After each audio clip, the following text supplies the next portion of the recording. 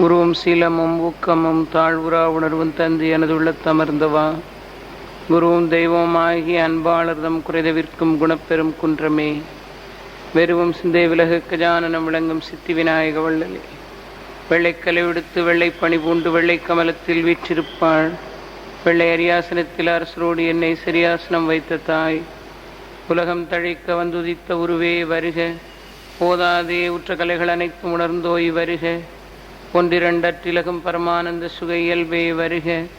இம்பர்தமைரவாக்கதியிலேற்றுகின்ற எந்தாய் வருக. என்போல்வார் கலகம் தவிர்த்து கதி அழிக்கும் கண்ணே வருக. கண்ணில் நிறைந்த கழிப்பே கழிப்பில் உருகின்ற கனிவே வருக. கலை மதி தோய் வலகம் செறிந்த வடற்பதியின் வாழ்வே வருக. ராமலிங்க வள்ளலெனும் ஓர் மாணிக்கமணியே வருக வருகவே. பேர் அன்புக்கும் பெரிதும் வணங்குதலுக்கும் உரிய பெரியோர்களே, பெருமை தாய்மார்களே, மதுரை தமிழிசை சங்கம் ஏற்பாடு செய்து அமைத்து நிகழ்த்துகின்ற இந்த இராமாயண தொடர் விரிவுரையிலே பங்கேற்று பெருமை சேர்த்து வருகின்ற சமய இலக்கிய ஆர்வலர்களாகிய பெரியோர்களே, மதுரை தமிழிசை சங்கத்தினுடைய நிர்வாக அரங்காவலர், போற்றுதலுக்கும் பெரும் மரியாதைக்கும் உரிய திரு ஆர் சேகப் செட்டியார் அவர்களே,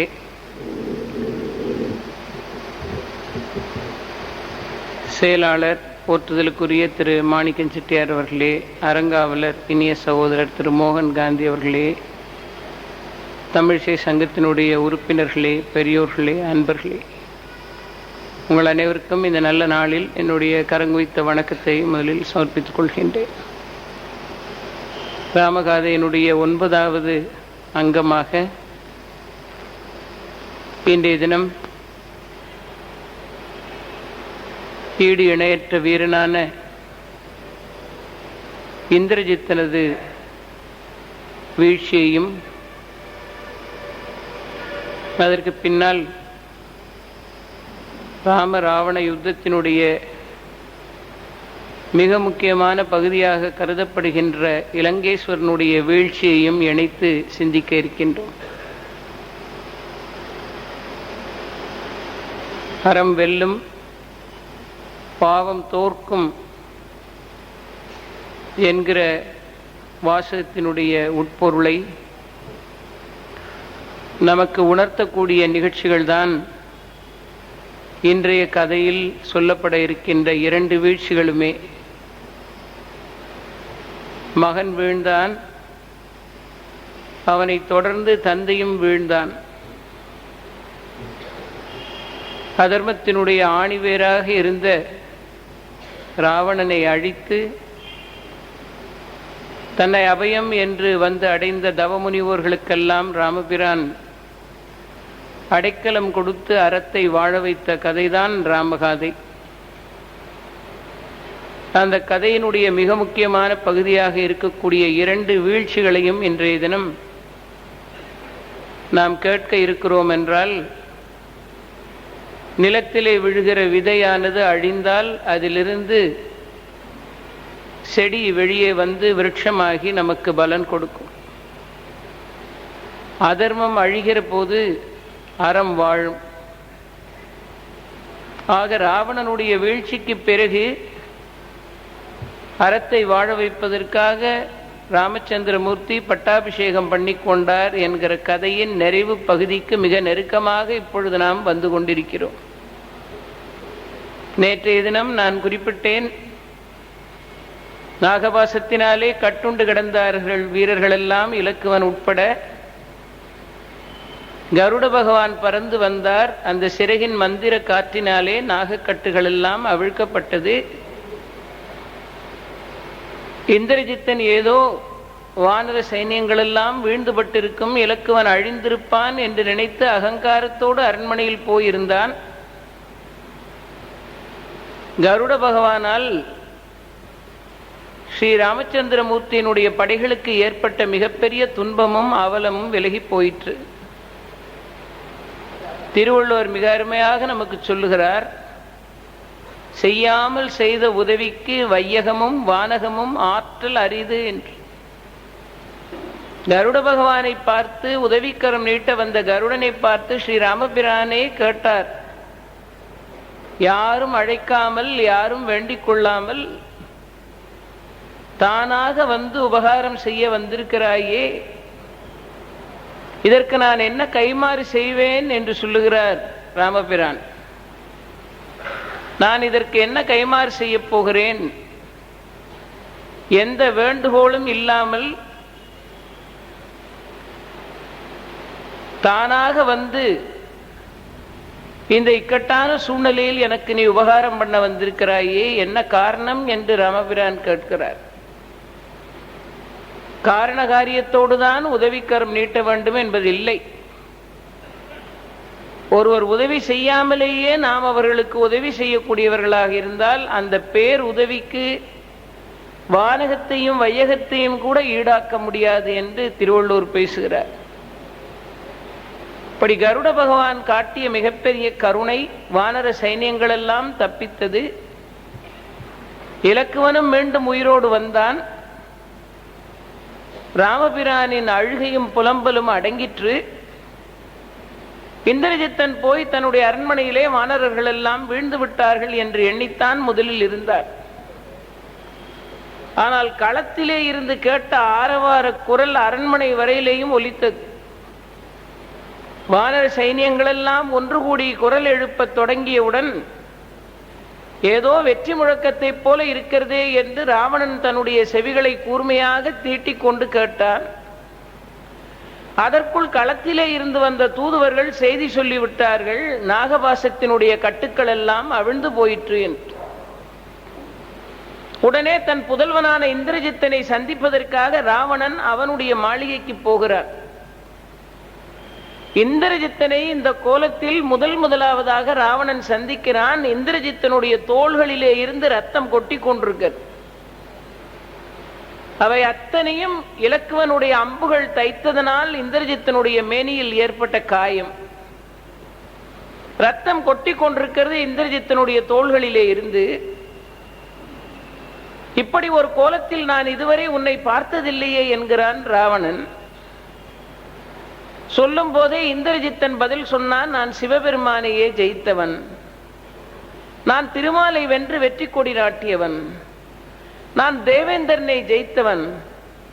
ஆனால் அந்த மூவரிடத்திலேயும் கூட இப்பொழுது நான் பார்த்தேனே போர்க்களத்தில் ராமனுடைய தம்பி லக்ஷ்மணன் என்று ஒருவன், அவனுடைய வீரத்தை போல் அவர்கள் மூவரிடத்திலேயும் நான் பார்க்கவில்லை என்று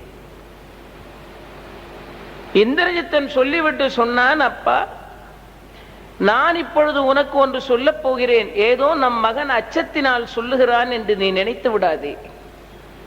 நான் இப்பொழுது உனக்கு சொல்லப் போவது அச்சத்தினால் அல்ல, காதலினால் சொல்லுகிறேன், கேள். உன்மேல் உள்ள அன்பினால் சொல்லுகிறேன் என்று நீ எடுத்துக்கொண்டாய் என்றால் உண்மையை சொல்லுவேன் என்றான் இந்திரஜித்தன். ராவணன் அமைதியாக இருந்தான்.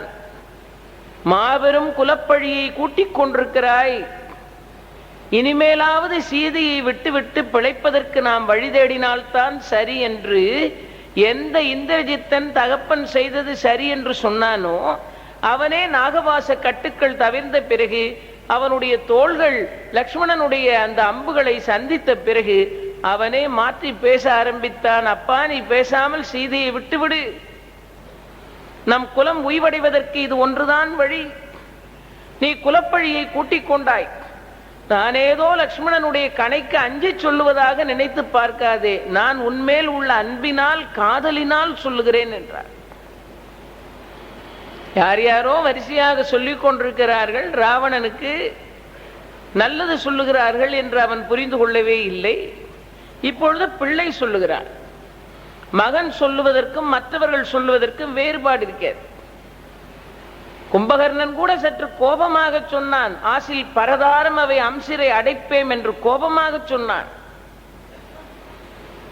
ஆனால் அப்பா, அடுத்தவன் மனைவியை கொண்டு வந்து அபகரணம் பண்ணி கொண்டு வந்து சிறையில் வைத்திருக்கிறாயே, இது பழி அல்லவா, பாவம் அல்லவா என்று இந்திரஜித்தனால் சொல்ல முடியவில்லை. ஏனென்றால் தகப்பன் செய்திருக்கிற பாவத்தினுடைய கனபரிமாணம் என்ன? பாணி அநியாயமாக வலியவர்களை எல்லாம் போரிட்டு சிறையில் அடைத்து வைத்திருக்கிறாயே, இது தகுமா என்று இருந்தால் ஒரு பிள்ளை தாராளமாக சொல்லி விடுவான். அப்பா, நீ எளியவர்களை எல்லாம் வதை செய்து கொண்டிருக்கிறாயே, இது சரியாகுமா என்றால் ஒரு பிள்ளை கவலை இல்லாமல் பேசி விடுவார். ஆனால் தகப்பனுடைய குற்றம் காமம் சார்ந்ததாக இருப்பதனால் ஒரு பிள்ளைக்கு வாய்விட்டு சொல்லக்கூட தயக்கமா இருக்கிறது. ஆகவே அவன் வெளிப்படையாக, அப்பா, ஒரு பெண்ணை தூக்கி கொண்டு வந்து நீ தவறு செய்து விட்டாய் என்று சொல்வதற்கு பதிலாக அவன் சொன்னான், அப்பா, ஒரு குலப்பழியே கூட்டிக் கொண்டாயே என்கிற. நீ செய்த இந்த தவறினால் நம்முடைய குலத்திற்கே பழி வரப்போகிறது என்பதை நான் உனக்கு சொல்ல வேண்டிய கட்டாயம் வந்துவிட்டது என்கிறான் இந்திரஜித்தன். இதுவரைக்கும் தகப்பனார் செய்வதுதான் சரி என்று இருந்தார். ஒரு காலகட்டத்தில் கும்பகர்ணனை போலவே இந்திரஜித்தனுக்கும் ராவணன் எவ்வளவு பெரிய ஆபத்தை சந்திக்க போகிறான் என்பது புரிந்து போயிற்று. ஆனால் மகன் சொன்ன பிறகும் ராவணனின் மனம் திருந்தவில்லை. அதற்கு பிறகும் ராவணன் சொன்னான், இன்று ஒரு நாள் மட்டும் நான் ஓய்வெடுத்துக் கொள்கிறேன். இந்திரஜித்தன் முதலாவதாக ஓய்வு என்று பேசிய இடமே அதுதான். இன்று ஒரு நாள் மட்டும் நான் ஓய்வெடுத்துக் கொள்கிறேன், நாளை போர்க்களத்தில் போய் உன்னுடைய கருத்து எதுவோ அதை நான் முற்றுவிப்பேன் என்றான். அரமனசோட ராவணன் இந்திரஜித்தனை விட்டு போய்விட்டான். வீரம் விளைத்தவன் என்று பெயர் பெற்றவன் விடுவானா? அதோடு அடுத்த நாள் திட்டம் போட்டான். நாகபாசம் தோற்று போயிட்டு இனிமேல் பிரம்மாஸ்திரத்தை ஏவி இவர்களை எல்லாம் அழிக்க வேண்டும் என்று இந்திரஜித்தன் முடிவு செய்தான். பிரம்மாஸ்திரத்தை போர்க்களத்தில் வந்து வானர வீரர்களுக்கும் அரக்க வீரர்களுக்கும் இடையில் கடுமையான போராட்டம். இந்த கடுமையான போராட்டம் நடந்து வானர சைன்யங்கள் எல்லாம் சிதறுண்டு சின்னாமின்னமாகிற நிலைமை வரும்போது இந்திரஜித்தன் பார்த்தான், பிரம்மாஸ்திரத்தை ஏவுவதற்காக மீண்டும் வானத்திலே போய் ஒழியத் தொடங்கினான். இந்த இடத்துல லக்ஷ்மணர் கேட்டார் ராமரை பார்த்து, இந்திரஜித்தன் பிரம்மாஸ்திரத்தை ஏவ போகிறான், பதிலுக்கு நானும் அயன் படையை ஏவ வேண்டும் என்று முடிவு செய்து விட்டேன், நானும் பிரம்மாஸ்திரத்தை ஏவ போகிறேன். ராமர் ஒரு பதில் சொல்லுகிறார், இந்திரஜித்தன் பிரம்மாஸ்திரத்தை ஏவினாலும் நீ ஏவக்கூடாது. இரண்டு பேரும் பிரம்மாஸ்திரத்தை ஏவுவதாக இருந்தால் அழியக்கூடிய உலகத்தை பற்றி அவன் கவலைப்படவில்லை, நாம் கவலைப்பட வேண்டாமா? ஆகவே பிரம்மாஸ்திரத்தினால் ஏற்படுகிற இன்னலை போக்குவதற்கு என்ன வழி என்று சிந்திக்க வேண்டுமே தவிர பதிலுக்கு பிரம்மாஸ்திரம் தொடுப்பதை நான் ஒத்துக்கொள்ள மாட்டேன். ஆகவேதான் இலக்குவன் பிரம்மாஸ்திரத்தை ஏவவில்லை என்று கம்பன் சொல்லுகிறான். ராமன் வேண்டாம் என்று சொன்னான் என்று எப்பவோ பேசியிருக்கிறார்கள்.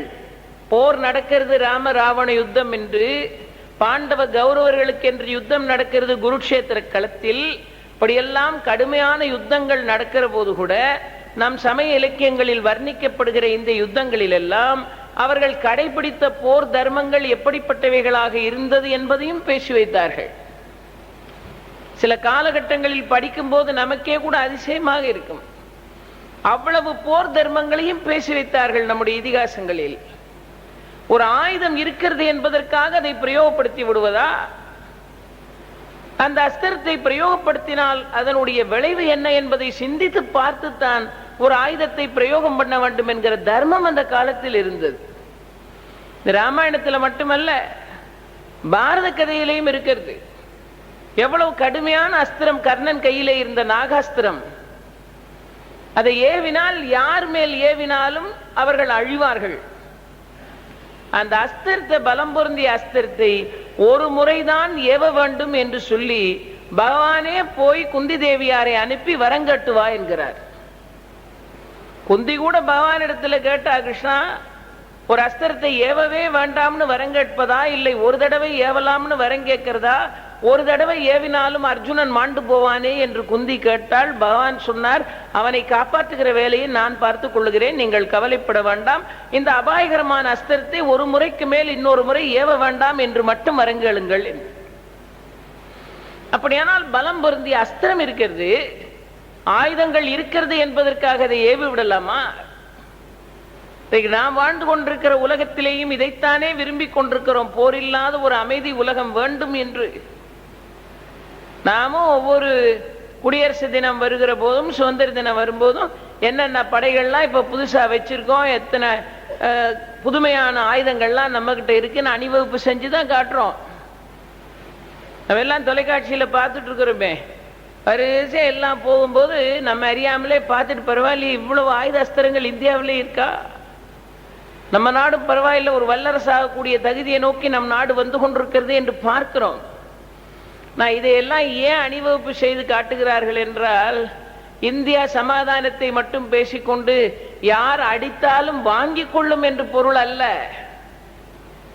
யார் அடித்தாலும் இந்தியா வாங்கிக் கொண்டு குனிந்து கொண்டே இருக்கும் என்பது பொருள் அல்ல. எங்களிடத்திலேயும் இவைகளெல்லாம் இருக்கிறது, பார்த்து கொள்ளுங்கள், எங்களை போருக்கு தூண்டி விடாதீர்கள் என்று சொல்லுவதற்காக இருக்கிற ஆயுதங்களை எல்லாம் அணிவகுப்பு செய்து காட்டுகிறார். ஜவஹர்லால் நேரு 1947 நம் தேசத்துக்கு சுதந்திரம் கிடைக்கும் போது நம் நாட்டு மக்களுக்காக ஆற்றிய முதல் உரையில் அவர் சொன்னது இதுதான், hereafter dictators cannot ride on the back of India என்று. இந்திய தேசத்தின் முதுகில் இனிமேல் சர்வாதிகாரிகள் குதிரை ஏற முடியாது என்று பேசினார். நாம் இன்னைக்கு சமாதானம் விரும்புகிற நாடுதான், அன்பை விரும்புகிற நாடுதான், அமைதியான தேசம்தான். ஆனாலும் ஒரு படையும் வேண்டாம், எங்களுக்கு நவீன ஆயுதங்கள்லாம் எதுவுமே வேண்டாம், நாங்க அமைதியை விரும்புகிற தேசம் என்று நாம் இருந்தால், அதையே அடுத்தவர்கள் பலவீனமாக எடுத்துக்கொண்டு நம்மோடு போர் தொடுக்கிற நிலை வந்தால், ராஜாங்கத்தில் இருக்கக்கூடியவர்கள் பரிஜனங்களை காப்பாற்றக்கூடிய கடமை உடையவர்கள் அல்லவா? அப்படியானால் அதற்காகவாவது ஆயுத அஸ்திரங்கள் இருக்க வேண்டுமே. ஆனால் இருக்க வேண்டும் என்பதற்காக கட்டாயம் பயன்படுத்தித்தான் தீர வேண்டும் என்கிற கட்டாயமும் இல்லை. டிசாமத்தை பற்றி பேசிக் கொண்டிருக்கிற உலகத்தில் நாம் இருந்து கொண்டிருக்கிறோம். எவ்வளவு படை குறைப்பு செய்ய வேண்டும்? இந்த அபாயகரமான படைகளை பயன்படுத்தாமல் இருப்பது எப்படி? நம்முடைய பாரத தேசத்தினுடைய தலைமை குடிமகனாக இருக்கிற நம் ஜனாதிபதி அவர்கள் ஒரு பள்ளியிலே போய் குழந்தைகளிடத்தில் பேசிக் கொண்டிருக்கிறார்கள். கடந்த 2 ஆண்டுகளுக்கு முன்னால நடந்த சம்பவம். அப்பொழுது ஒரு குழந்தை கேட்டது, நீங்க பெரிய சயின்டிஸ்ட், இந்த ஏவுகணைகளை எல்லாம் செய்தால் இந்த ஏவுகணைகள் எல்லாம் மனித சமுதாயத்தில் போரை ஊக்கப்படுத்தி மக்களை அழித்து விடாதா? ஒரு குழந்தை கேட்க, கட்டாயம் ஏவுகணைகள் இருந்தால் பயன்படுத்தித்தான் தீர வேண்டும் என்பதில்லை, கணைகளை வைத்துக் கொள்ள வேண்டும். ஆனால் மற்றவர்களிடத்தில் பகை உண்டாகாத அளவுக்கு பிற நாடுகளோடு நல்லுறவை வளர்த்து கொண்டிருக்க வேண்டும். பக்கத்தில் இருந்த அடுத்த குழந்தை கேட்டுச்சு, நீங்க முதலாவதாக இந்த அக்னி ஏவுகணையை செலுத்தி வெற்றி காணும் போது உங்களுக்கு ரொம்ப மகிழ்ச்சி ஏற்பட்டிருக்குமே, அதுதான உங்க வாழ்க்கையிலேயே நீங்க அதிக மகிழ்ச்சி அடைந்த நேரமா இருந்திருக்க முடியும்னு ஒரு குழந்தை கேட்குது அவர்கிட்ட. அதற்கு அவர் பதில் சொன்னார், என்னுடைய வாழ்க்கையில அதை விடவும் நான் மகிழ்ச்சியா இருந்த நேரம் இருக்குன்னார். என்னன்னு அந்த குழந்தைகள் கேட்டதுக்கு ரொம்ப பொறுமையா பதில் சொல்லுகிறார், இந்த ஏவுகணையை செய்வதற்காக பயன்படுத்துகிற வானில் பறக்கிற அந்த கலங்களை செய்யக்கூடிய உலோகங்கள் இருக்கிறதே, அந்த உலோகங்கள் உறுதியானவை, ஆனால் இலகுவானவை.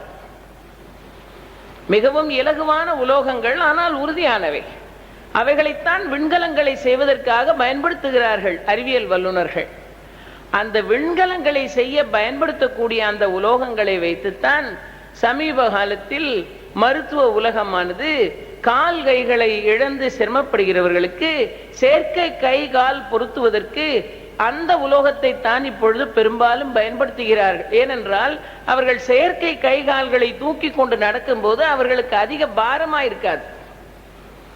நம்முடைய பாரத ஜனாதிபதி சொன்னார், வெற்றிகரமாக இந்த அக்னி சாதனையை பண்ணும் போது எனக்கு ஏற்படாத சந்தோஷம், 4-5 பேர் நாங்கள் ஒன்றாக சேர்ந்து இந்த உலோகத்தை வைத்து செயற்கை கால் கை தயாரித்தால் இதை பயன்படுத்துகிறவர்களுக்கு ரொம்ப எளிதாக இருக்கும் என்பதை கண்டுபிடிக்கும் போது நான் மிகவும் ஆனந்தப்பட்டேன் என்று சொல்லுகிறார். அழிப்பதற்காக நாம் மேற்கொள்ளுகிற பிரயத்தனத்தை விட ஆக்கப்பூர்வமான செயல்களை செய்வதற்கு நாம் மேற்கொள்ளக்கூடிய பிரயத்தனங்கள் எத்தனையோ மடங்கு உயர்வானவை. ஆயுதங்கள் இருக்கிறது என்பதற்காக பிரயோகம் செய்ய வேண்டும் என்பதில்லை. எவ்வளவு அபூர்வமான தத்துவத்தை ராமாயணம் சொல்லுகிறது பாருங்கள். பிரம்மாஸ்திரம் இருக்கிறது என்பதனால் பயன்படுத்தி விடுவாயா? அதனால் ஏற்படுகிற ஆபத்தை விலக்குவதற்கு வேறு வழிமுறைகளை நாட வேண்டும் என்றான் ஸ்ரீராமன். அதற்குள்ள ஆகாசத்தில் போயிட்டா இந்திரஜித்தன். பெரிய படலம் கம்பன், பிரம்மாஸ்திர படலம் என்று ஒரு படலம். நாகபாச படலத்துல நாக கட்டுக்களோடு கிடந்து இளைய பெருமாள் பட்ட பாடு பத்தாதுன்னு சொல்லி இந்த பிரம்மாஸ்திர படலத்திலேயும் என்ன பாடு, உயிர் போய் கிடந்தான் லக்ஷ்மணன். பிரம்மாஸ்திரத்தை ஆகாசத்துல போய் இருந்து கொண்டு பிரம்மாஸ்திரத்தை ஏவினான். இந்த பிரம்மாஸ்திரத்தை ஏவினால் அப்படியே உயிர் போய் கிடக்கிறான். லக்ஷ்மணன் உயிர் போய் கிடந்தான், மூர்ச்சையா கிடந்தான். வான்மீகத்துல ராமனும் அதே நிலையில் கிடந்தான் என்றுதான் வான்மீக எழுதினான். கம்பன் அப்படி எழுதவில்லை. லக்ஷ்மணன் உயிர் போய் கிடந்தான். இந்த காட்சியை பார்த்துட்டு அப்படியே ராமருக்கு தாங்க முடியவில்லை. ராமர் சொல்லுகிறார், அறம், தாய், தந்தை, சுற்றம் மற்றும் எல்லாம் துறந்தேன். ஆனாலும் என் அருமந்த தம்பி இருக்கிறான் என்பதனால் அல்லவா நான் இன்னும் வாழ்ந்து கொண்டிருக்கிறேன். நீ எனக்கு தந்தையோ தாயோ தம்பியோ சேயோ என்னவெல்லாம் சொல்லி துடிக்கிறான் ராமன். இப்படிப்பட்ட ஒரு சோதரனை இழப்பேன் என்று நான் கனவு கூட காணவில்லையே என்று அழுகிறான் ராமபிரான். அப்படியே மூர்ச்சையாகி கிடந்தான். அடுத்தவனுடைய துக்கத்துல கூட ஒரு சந்தோஷத்தை அனுபவிக்க வேண்டும் என்கிற உணர்வு எவ்வளவு இந்திரஜித்தனுக்கு இருந்திருக்கிறது பாருங்கள். ராமன் அப்படியே மூர்ச்சையாகி கிடக்கிறான். லக்ஷ்மணன் உயிர் போய் கிடக்கிறான். பிரம்மாஸ்திரம் ஆயிரக்கணக்கான கணைகளை வானர வீரர்கள் மேல் செலுத்தி அவ்வளவு பேரும் உயிர் போய் வீழ்ந்து கிடக்கிறார்கள் களத்துல. இவ்வளவு பெரிய துக்கம் நடக்கிற போதும் இந்த துக்கத்தை கண்ணால் சீதா தேவி பார்த்தால் லக்ஷ்மணன் மாண்டு போய்விட்டான், ராமனும் மாண்டு போய்விட்டான். இனிமேல் ராமனோடு இணைவது சாத்தியம் அல்ல என்கிற வந்தால் அதற்கு பிறகாவது நம்மை ஏற்றுக்கொள்ளுவாள் என்று இந்த துன்பத்திலேயும் லாபம் தேடுகிறான் ராவணன்.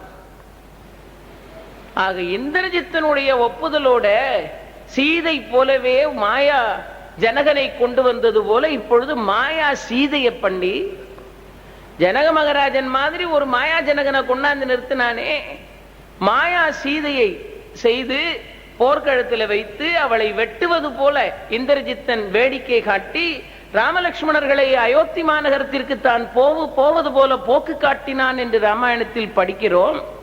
இங்கே சீதையை களத்துல நேரா கொண்டு வந்து எத்தனை மாயங்கள் எவ்வளவு துன்பங்கள் தர முடியுமோ அத்தனை துன்பத்தையும் தந்தான். மாயா ஜனகனை உண்டாக்கினான்.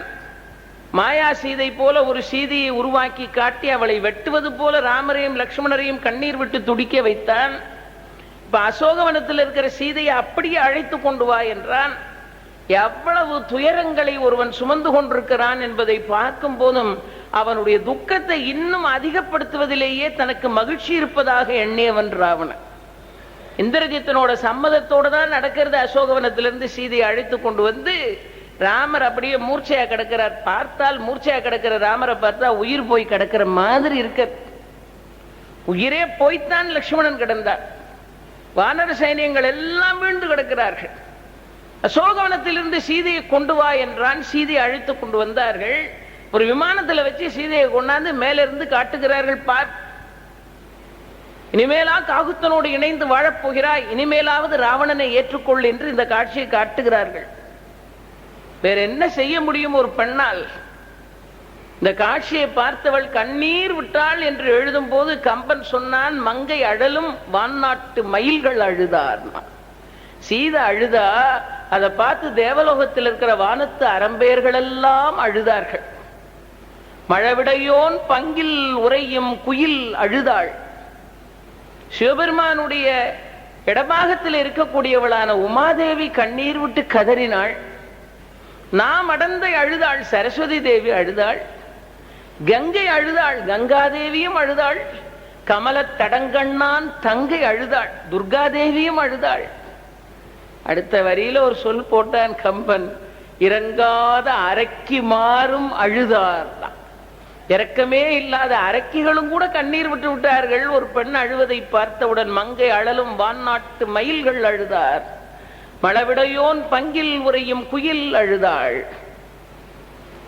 கங்கை அழுதாள். நாம் அடந்தை அழுதாள். கமலத் தடங்கண்ணான் தங்கை அழுதாள். இறங்காத அரக்கிமாறும் இறங்கி அழுதாள். கருணை என்றால் என்ன என்றே தெரியாத அரக்கிமாறும் அழுதார்கள். இரக்கம் இல்லாமல் இருப்பது என்பது அரக்கர்களுக்கு இயல்பான குணம். அதனால சொல்லுகிறார், இரக்கமில்லாத அரக்கிமாறும் இறங்கி அழுதார் என்றால் இரக்கமில்லாமல் இருப்பது அவர்களுடைய இயல்பான குணம். இந்த இயல்பான குணத்தை கூட மாற்றிக்கொண்டு சீதை அழுவதை பார்த்தவுடன் தாழ முடியாமல் கண்ணீர் விட்டார்கள். அவள் அழுதாள் என்று சொல்லுவதை தவிர வேறு என்ன சொல்ல முடியும் பாருங்கள். இவ்வளவு பெரிய துன்பக்கடலில் வீழ்ந்து கிடக்கிற பெண்ணுக்கு அழுது அழுது துக்கத்தை அப்படி கண்ணீரில் கரைத்தாலும் கரைந்து போகாத சோகம் அவள் மனதை கப்பிக்கொண்டிருக்கிறது. பார்த்தவர்கள் எல்லாம் கண்ணீர் விட்டார்கள். அப்படியே துடி துடித்து கிடக்கிறார். அசோகவனத்தில் அப்படி ஆகாய விமானத்தில் கொண்டாந்து காட்டினா மாதிரி விமானத்தில் வச்சு காட்டிட்டு சீதையை அழைச்சிட்டு போயிட்டாங்க. ராமன் மாண்டு போனான், லக்ஷ்மணன் மாண்டு போனான் என்று நினைக்கட்டும் என்று இந்த துக்கத்தை சீதைக்கு உண்டாக்கிட்ட அவளை. ஒரு பெண் துன்பப்படுவதில் ஆனந்தப்பட்டான், ராமன் துன்பப்படுவதில் ஆனந்தப்பட்டான், லக்ஷ்மணன் துன்பப்படுவதில் ஆனந்தப்பட்டான். தோற்கடிக்க முடியவில்லை என்றாலும் துன்பத்தையாவது கொடுப்போம் என்று நினைக்கிறான். இந்த காட்சி அப்படியே கம்பன் காட்டுகிறான். சீதையை அழைத்து கொண்டு போய்விட்டார்கள். வீழ்ந்து கிடக்கிறதே களத்துல வானர சைன்யங்களும் லக்ஷ்மணரும் ஏனைய வீரர்களும் உயிர் போய் கிடக்கிறார்களே. இவர்கள் உயிரை எல்லாம் எப்படி திருப்பி கொண்டு வந்து சேர்ப்பது? ஜாம்பவான் ஓடி போறார். ஜாம்பவான் போய் ஆஞ்சநேயர் இடத்துல போய் சொன்னார், வேற யாரும் செய்ய முடியாது, நீங்க போங்க, நேரா கைலையை தாண்டி போங்க, மேருமலையை தாண்டி போங்க, நிடதமலையை தாண்டி போங்க, விந்தியமலையை தாண்டி போங்க, நீலமலையை தாண்டி போங்க, சஞ்சீவி பர்வதம்னு இருக்கு. அங்க போய் வீழ்ந்து கிடக்கிறவர்களின் உயிரை எல்லாம் திருப்பி கொண்டு வருகிற சஞ்சீவனிகள் எல்லாம் அந்த மலையில் இருக்கிறது கொண்டு வாருங்கள். நம்முடைய புராணங்கள்ல எழுதினாங்க, மிருத சஞ்சீவினி என்று ஒரு மூலிகை, போன உயிரை திருப்பி கொண்டாந்து சேர்க்கிற மூலிகை மிருத சஞ்சீவினின்னு பேர். விஷல்ய கரணி என்று ஒரு மூலிகை.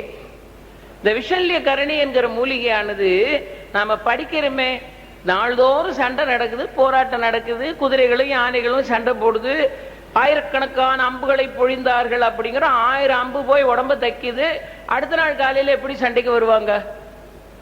ஆயிரக்கணக்கான அம்பு ஒருத்த உடம்புல தைச்சிருந்தா அடுத்த நாள் காலையில சண்டைக்கு வருவதற்கு அவனுக்கு உற்சாகமும் தெம்பும் எங்கே இருந்து வரும்? அதற்கு ஒரு மருந்து இருந்ததா, ஒரு மூலிகை, விஷல்ய கரணின்னு பேர்.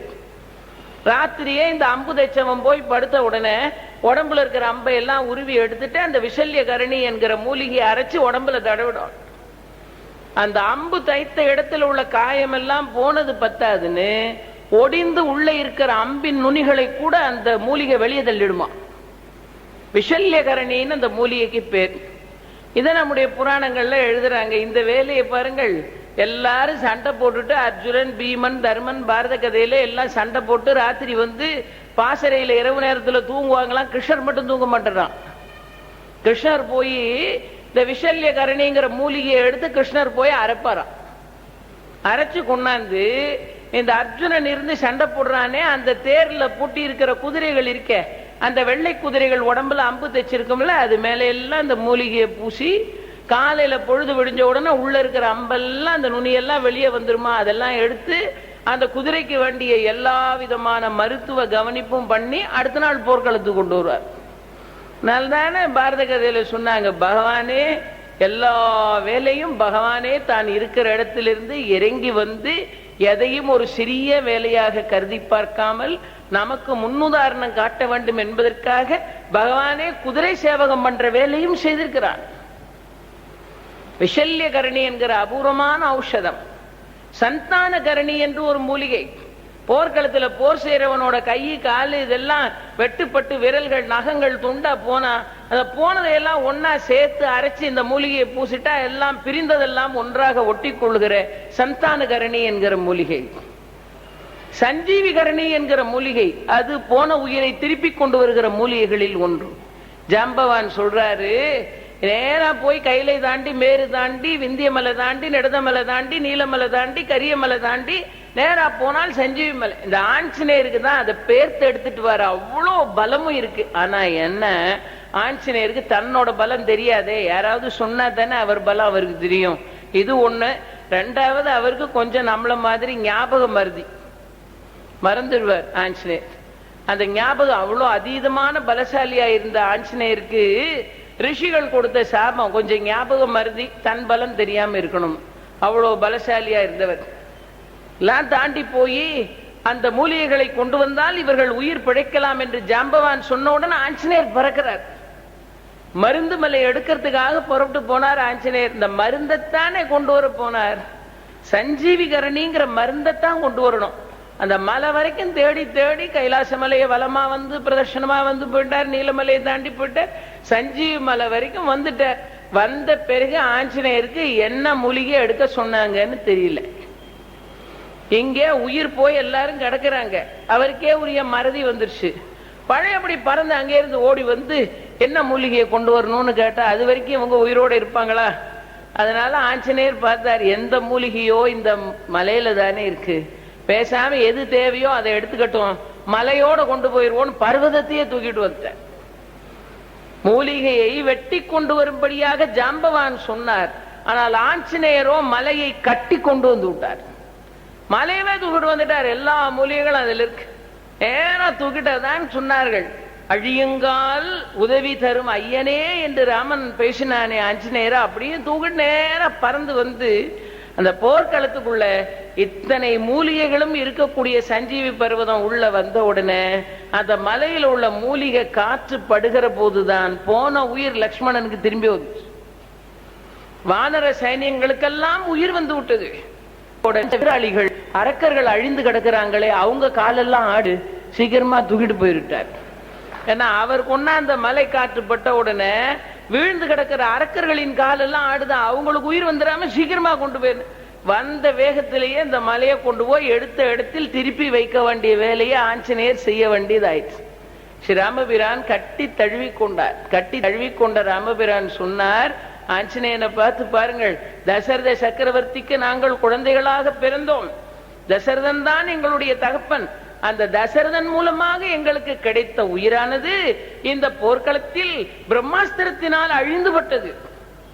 இப்ப அழிந்துபட்ட பிறகு ஆஞ்சநேயா, மருந்து மலையை கொண்டாந்து நீதான் எங்களுக்கு உயிர் கொடுத்திருக்கிறாய், ஆக எங்களுக்கு உயிர் கொடுத்த தந்தை நீ என்கிறார் ஸ்ரீ ராமச்சந்திரமூர்த்தி.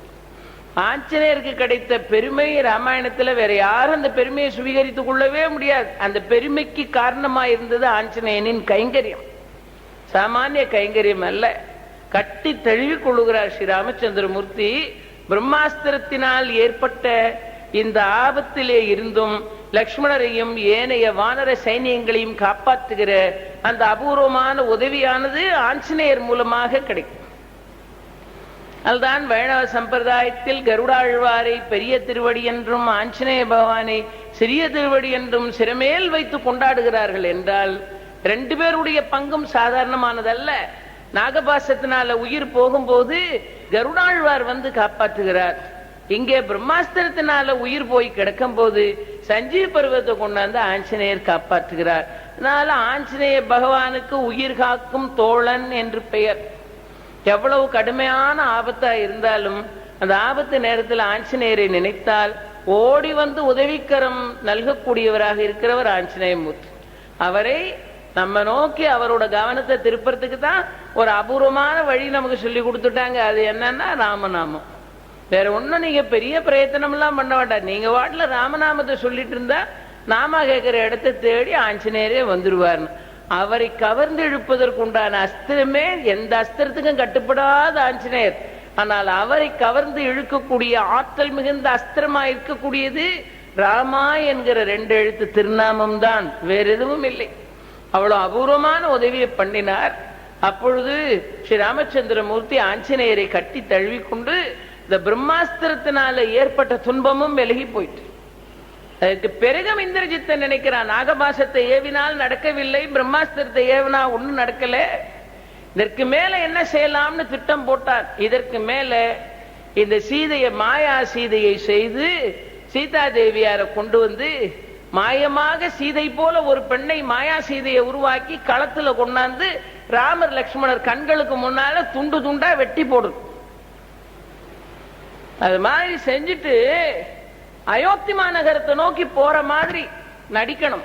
இந்திரஜித்தன் திட்டம் போடுறான், படையோட அயோத்தியை நோக்கி போற மாதிரி நடிக்கணும். இங்க போர்க்களத்துல மாயா சீதையை பண்ணி அந்த மாயா சீதையை ராம லக்ஷ்மணர் கண்ணுக்கு முன்னாலே வெட்டி போடும். அப்படின்னா சீதை மாண்டு போனா, இந்திரஜித்த அயோத்தியை பிடிக்கப்பட்டான். இனிமே நாம உயிரோட இருந்து என்ன இல்லாம என்னன்னு இந்த போரை விட்டு 2 பேரும் விலகி கொண்டு இந்த தாபம் தாங்க முடியாமல் மாண்டு போனாலும் போய்விடுவார்கள். ஆகவே அடுத்த துன்பத்துக்குள்ள அடியெடுத்து வைத்தான். அடுத்த துன்பம் கொடுப்பதற்கு இந்திரஜித்தன் அடியெடுத்து வைத்த இடம்தான் மாயா சீதையை கொண்டாந்து. இதை பார்க்கும்போது பாருங்கள், இந்த மாயத்தை கண்ணால பார்த்துட்டு ஆஞ்சநேயர் கூட கையை பிசைந்து கொண்டு என்ன செய்வது என்று தெரியாமல் துடிக்கிறார். இந்த அரக்கர்களுடைய மாயத்தை எல்லாம் பத்தி நல்லா தெரிந்தவன் பாம்பின்கால் பாம்பறியும் நாங்களே. இந்த மாயத்தை எல்லாம் பத்தி நல்லா தெரிஞ்சவன் விபீஷணன் தான். அவன் சொன்னான், கவலைப்படாதீங்க, இது சீதா தேவி அல்ல, நான் போய் அசோகவனத்தில் சீதா தேவியாரை பார்த்து விட்டு வருகிறேன் என்று விபீஷணன் ஒரு வண்டு வடிவம் எடுத்து போறான்.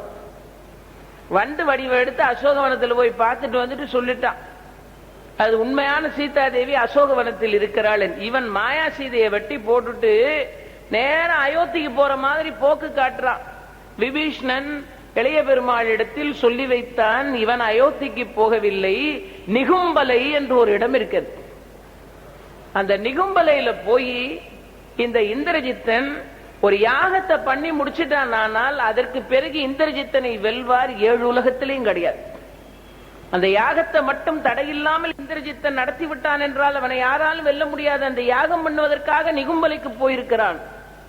அயோத்திக்கு போற மாதிரி போக்கு காட்டினா தான் யாகம் பண்ண போற இடம் எதுன்னு லக்ஷ்மணனுக்கு தெரியாமல் இருக்கும் என்று சொல்லாமல் கொள்ளாமல் இந்திரஜித்தன் நிகும்பலைக்கு போகிறான்.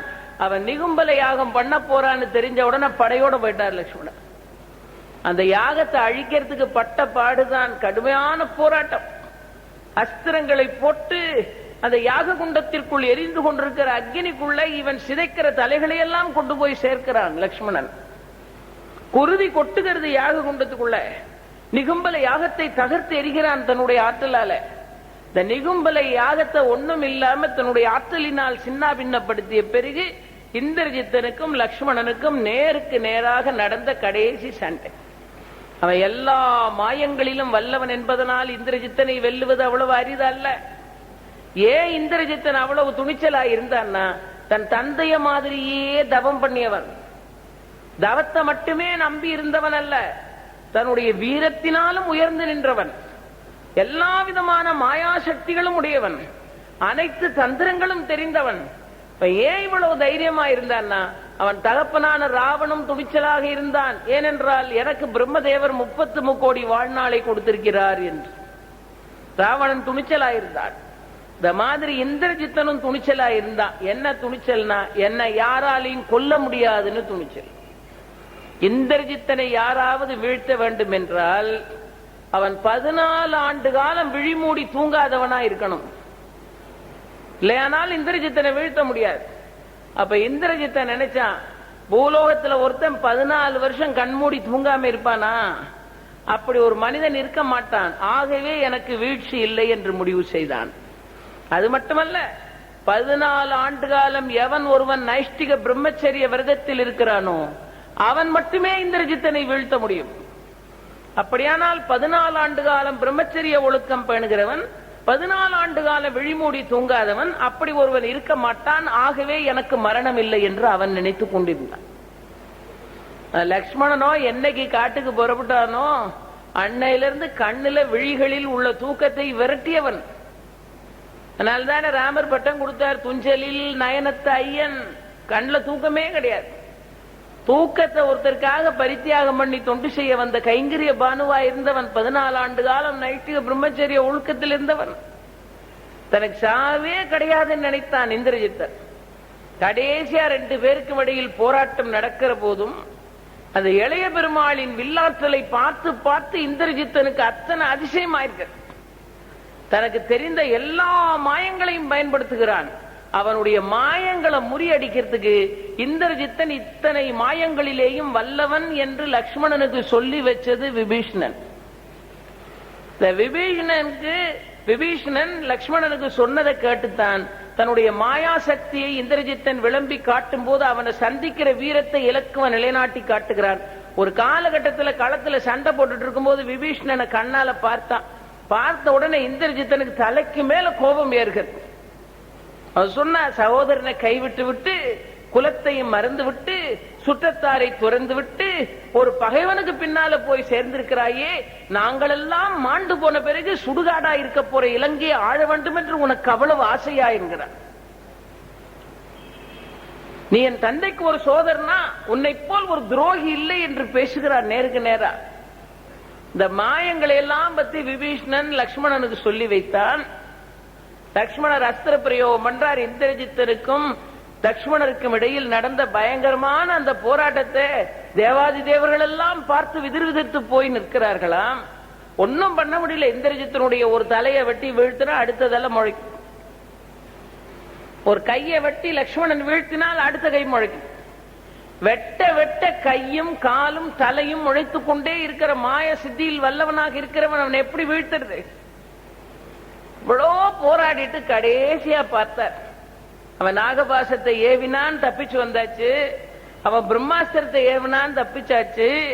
நிகும்பலையில போய் அவனோட யாகத்தை கெடுத்தாச்சு. இப்ப கடைசியா கடத்துல இறங்கி தன் வீரம் முழுவதையும் காட்டி போரிடுகிறான். ஒன்றும் செய்ய வழி இல்லை. வெட்ட வெட்ட தலையும் கையும் முளைத்துக் கொண்டிருக்கிறது. கடைசியா பார்த்தான் லக்ஷ்மணன். பெரியமுக கணையை கையில் எடுத்தான். இந்த பெரியமுக கணையை கையில எடுத்து இந்திரஜித்தனுடைய தலையை கொய்வதற்காக பெரியமுக கணையை கையில எடுத்தான். அந்த கையில எடுக்கும் போது நான் என்னுடைய ஆற்றலினால் இந்திரஜித்தனை கொல்லுவேன் என்று சங்கல்பம் பண்ணிக்கொண்டு எடுக்கல. இந்த பெரியமுக கணைக்கு அவ்வளவு ஆற்றல் இருக்கு. இது போய் இந்திரஜித்தனுடைய தலையை கொய்யும் என்று நினைத்து எடுக்கவில்லை. அந்த பெரியமுக கணையை கையில தூக்கிட்டு சொன்னா, என் மூத்த சகோதரனான ஸ்ரீ ராமச்சந்திர மூர்த்தி தர்மாத்மாவாக இருப்பான் என்றால், மனம் வாக்கு காயம் ஆகிய மூன்றினாலும் எந்த தவறும் செய்யாமல் மறைகாட்டும் வழியில் நடக்கிற தர்மாத்மாவாக என் சோதரன் இருப்பது உண்மையானால், பெரியமுக கணையே மீண்டும் வளராத அளவுக்கு அவன் தலையை போய் கொய்வாயாக என்று இந்த கணைக்கு மேல லக்ஷ்மணன் வச்சு அனுப்பினது இந்த சத்திய வாக்கைத்தான். அதற்கு பிறகுதான் என் சோதரன் தர்மாத்மாவா இருந்தால் அவன் தலையை வெட்டி வீழ்த்துன்னு சொன்ன பிறகு புறப்பட்டு போச்சு பெரியமுக கணை. இந்த கணை போய் இந்திரஜித்தனுடைய தலையை கொய்தது. அந்த கணை பட்ட வேகத்துல இந்திரஜித்தனுடைய தலை ஒரு பக்கம், இந்திரஜித்தனுடைய ஒரு கை இன்னொரு பக்கம், ஒரு கையும் தலையும் இழந்த உடல் வேறொரு பக்கம். அதற்கு மேல் இந்திரஜித்தனுடைய தலை முளைக்கவில்லை. ஏன்னா அந்த பெரியமுக கணையின் மேல வைத்து அனுப்பிய சத்திய வாக்கு. ராமன் தர்மாத்மா என்பதை அந்த பெரியமுக கணை நிரூபிக்கிறது. மனம் வாக்கு காயமாகிய மூன்றினாலும் எந்த தவறும் செய்யாத தர்மாத்மா என்பதை அந்த பெரியமுக கணை நிரூபணம் செய்தது. அப்படி தலைய கொய்து வேறொரு பக்கம் தள்ள, ஒரு கை அந்த கணைப்பட்ட வேகத்துல வேறெங்கோ போய் கிடக்கிறது. ஒரு கையும் தலையும் இழந்த உடல் மட்டும் ஒரு இடத்துல. ஓடியே போனான் இந்திரஜித்தன். வீழ்ந்த உடனே அங்கதன் ஓடி போனா இந்திரஜித்தன் தலையை தூக்கிட்டான். இந்திரஜித்தனுடைய தலையை தூக்கிட்டு வந்தா வீழ்ந்து கிடக்கிற வீரம் விளைத்த வேங்கையினுடைய சிரத்தை பார்த்தால் அப்பொழுதும் அவன் கண் விழித்து பார்த்து கொண்டிருக்கிறான். அப்போ வீரம் பேசுது இந்திரஜித்தனுடைய தலை. அப்படியே அந்த தலையை கொண்டு வந்து நேரா கொண்டு வந்த அந்த தலையை கொண்டாந்து அப்படியே ராமருடைய திருவடியில வச்சுட்டான். இந்த இந்திரஜித்தனுடைய வதம்தான் ராம ராவண யுத்தத்தினுடைய முகவுரையே இதுதான். இவனை வீழ்த்தல என்ன ராவணனை வீழ்த்த முடியாது. இவ்வளோ பெரிய செயலை செய்தான் லக்ஷ்மணன். இந்த தலையை கொண்டாந்து வச்ச அங்கதன் ராமருடைய காலடியில. இப்பதான் ராமர் மனந்திறந்து லக்ஷ்மணனை பாராட்டின இடம் அந்த இடம் தான். இப்பதான் ராமர் சொன்னார், லக்ஷ்மணா, 10 மாதமாக என்னை பிரிந்து அசோகவன சிறையில் இருக்கிற சீதா தேவி அந்த சிறை துன்பம் தீர்ந்து ஓடி வந்து என் நெஞ்சை தழுவிக்கொண்டால் எனக்கு எவ்வளவு மகிழ்ச்சி ஏற்படுமோ, அதுபோல இந்த இந்திரஜித்தனை கொன்று அவன் தலையை என் காலடியில் வைத்திருக்கிறாயே, இந்த வெற்றியை பார்க்கும் போது எனக்கு எவ்வளவு ஆனந்தம் ஏற்படுகிறது என்று ராமர் சொல்றார். அதை சொல்லிட்டு ஒரு வார்த்தை சேர்த்தே சொன்னார்.